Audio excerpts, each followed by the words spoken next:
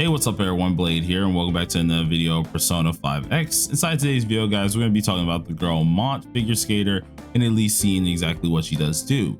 She recently was revealed, at least at the beginning of today, I want to say, and I want to go ahead and talk about the character, seeing that I do know a couple of you guys are going to be summoning for her anyways, and she still is a dear character to many people's hearts out there. So without further ado, we get straight into the video and let's see. So recently on their page here on Twitter, we ended up seeing that they actually are posting a little bit more on Mont here. And I think it happened, yes, January 3rd. We're currently on the 4th, if I'm right. Yeah, so it was yesterday when they came out with this. And it's the normal who's that Pokemon type deal here, where we're going to be looking at, all right, who is this character? And all of us do know that it's going to be Mont Figure Skater. Cool part about this here is this character is actually a really interesting character, because when she actually is looked at here, she is the first unit to have double attributes. What I mean by this is she's wind and ice. Now, it's kind of interesting to see how this character does work. You can take it either from a meta perspective, which this is hilarious to actually see. Saw this earlier here. Take it from a meta perspective where you're actually going ahead and looking at statistics and she's not meta. Or you can take it from a different perspective that not only is she the first character to have the dual typing, but she actually is a cool character to boot. Okay, we've met her plenty of times inside the story, and one of the few things about this character I can say is she is very beautiful, and she does come in handy in certain ways for newer players. But one of the few things I do have to say about this unit, if you are a meta person, you might as well not go for it. It's not worth it. But honestly, if you're a person who just loves the character, she is pretty darn decent, and she does have her shiny moments. So I mean, like, you can go out of the way with it. But they ended up announcing the character, and obviously they're going to be doing a whole stream for it, which is going to be the 3.0 stream, and this is going to be happening on January 7th. Now, I will be trying to go ahead and do a video on this as well, or at least do a stream on this as well, and we'll be going over the character then. But I thought, since we already have the character and we also already have information on her, might as well go ahead and get a good look-see at that first. So our lovely website, being lafell.net, as per usual here, has everything that we really want to know. And if we go ahead and look, Mont is obviously the character right after Noir, or I guess after the twins now for you guys, and then it's going to be leading up to Howler, Violet, and then etc. being fast. Well, Mont herself is going to be a single targeter. She has, of course, those two typings that are really decent to have, one of them being the wind typing, which is going to be more of her damage dealing typing, and then the other one being the ice typing, which is more of a sub DPS or that type of deal. The only problem is with this character is you do need to have a couple of your characters working very nicely together to get her fully working at her best potential. And then the other problem is some of her stats aren't always too good to give you the most out of what you would look for statistic wise. Now on global, we've seen various amount of characters get obvious buffs here, and I do expect to see her get a huge buff as well. So for some of you guys who really do love Mont and already was summoning, you will have a little bit of a better chance with this character, even more so, seeing that obviously the character is going to get buffed. She's probably going to do a lot better, and it's going to be great to see. Now the thing about her is I wish we had more characters that did this type of deal, but technically she has like 6 moves technically, if you add in, of course, the opposite attributes. These are her 3 skills, but if you are a different attribute, aka the ice one, she obviously just change these. Now these forms are going to do different things, where you have the ice being more of a single target hit, but it can freeze and increase damage taken to ice, while you have the wind here that has a multi-hit. It can cause wind injury, which obviously is more like a debuff to them, allowing us to get more damage, and it can increase arc rate damage overall. This is kind of the same theme that she does with every last one of her skills. Her skill 1 mainly being the one that you're probably going to use, especially when it does come down to it. And then obviously the skill 3, as you can see, 3-1-3-1, being that the skill 3 is your domain, and then the skill 1 is going to be where you do your big boy damage. Now how this character does do is going to be on the follow-up side of things as well. So usually first round you're going to proc off that skill 3, boom, that has your domain up. Now you're able to, of course, for wind here, be able to deal extra wind damage. You're increasing wind damage overall, and you're increasing your follow-up damage. As for the ice side, you're going to be increasing your ice damage. You're going to give yourself more condensed shields here and increase your follow-up damage. So they're a little bit different, but they do have kind of the same functions to a degree. Afterwards, once it hits the next turn, you use your skill 1 which obviously will have their certain amount of what's it called, effects that I went over earlier. And after that, it's going to immediately do a trigger for a follow-up. The follow-up triggers is honestly just going to depend on which attribute you're using here, and they're obviously going to deal more damage depending on which one you're using as well. So we can go ahead and look a little bit into our highlight. Her highlight is just going to be kind of, I explained it earlier. If it's the winded one, it's going to do a multi-hit and obviously do more attack damage based on this. And if we do the ice one, we do more attack percentage damage, but it's only going to be more of a one hit, not a multi-hit.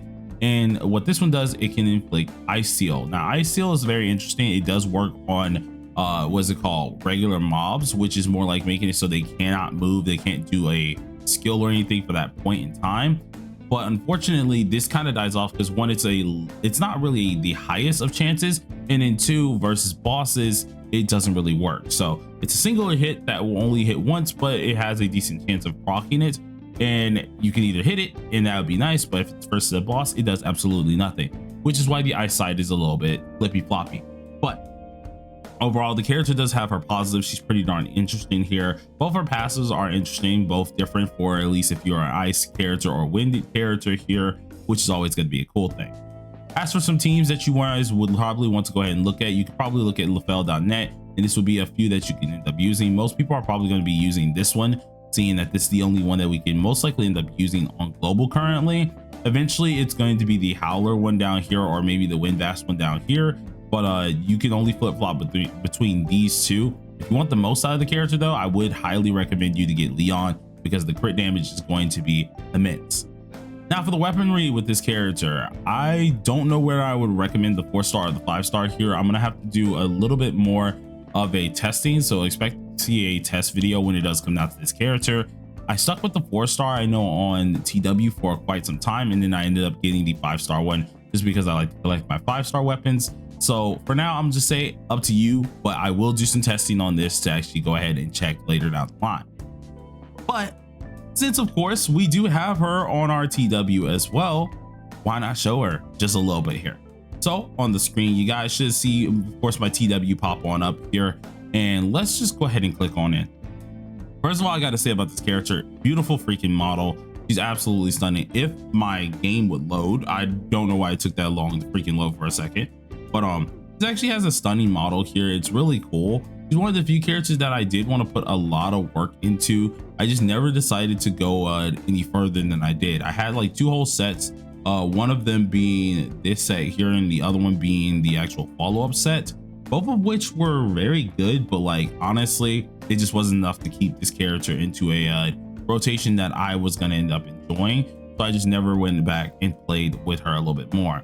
I think the one that really you want to go ahead and use is the other set I have built, which is the Freedom and Success set.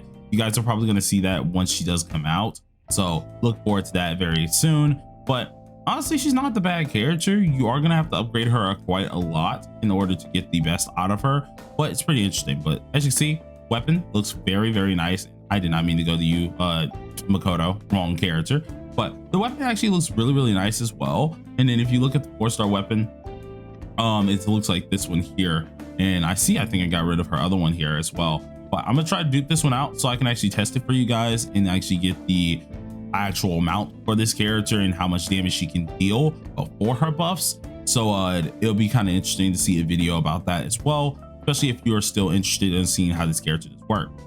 But to at least showcase how her forms does work here, I'm obviously just gonna go in here really quick and show off exactly what we need to do. You're just gonna come in here, and usually when it comes down to using this character, it's automatically going to be based on how you have certain attributes with you. So right now she can go mainly into the winded form because I have obviously more winded characters. If I had more ice related characters, she would go into her ice related form, and so on and so forth, being the first one here. So let's go ahead and do something like this. I'm not going to do this in the proper way at all. We're just going to go ahead and toss this on here. We have a wind character, and I'm going to use a 3rd wind here. So when we load into battle, you will be in her wind related form. The same other way would happen if you load into battle with an ice related team, which I'm wondering why this is happening. That's so weird. Like we're getting weird client lag here, so I'll have to check on that later. But as you see, she's in her wind related form, and this is obviously going to change based on if you have your ice related stuff as well. But don't worry, just in the off chance that if you want to go ahead and flip-flop mid-game, you very well can. She'll have this mask that you can go ahead and press, and now swap into her different form. By going ahead and doing so, her moves will change accordingly as well. But once you pop off your skill 3 for the first time, you cannot swap forms. You have to use your skill 1 first before you're able to swap her form. So if I pop this off here, and let's say I live, which I don't know if I will here, but let's use our skill 3. Obviously, we're now stuck in this form. We cannot leave this form at all until we're able to proc off our skill 1. So if you use your highlight, it's going to be a wind-based highlight. You cannot change this whatsoever until you proc it. And you would go ahead and do this here, use your skill 1, and then she does that little multi-hit, and then afterwards would usually be a follow-up, which I'm unsure if she's still going to do it. Okay, yeah, she still does it, which will still be a follow-up right then and there, which is pretty darn cool. Now granted, mine is not on her actual set that she needs right now because I have it off of her, so she will do a lot more, especially with buffs later down the line.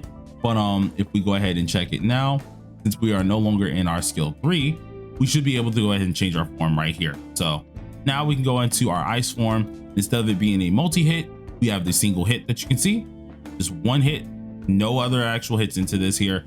And if we use our highlight, it will be ice related damage as well. So let's go ahead and check out the skill 1, how this looks as well. Skill 1 looks something like this, where it's just a singular hit, does a decent one, and then it still does the follow-up with another single hit.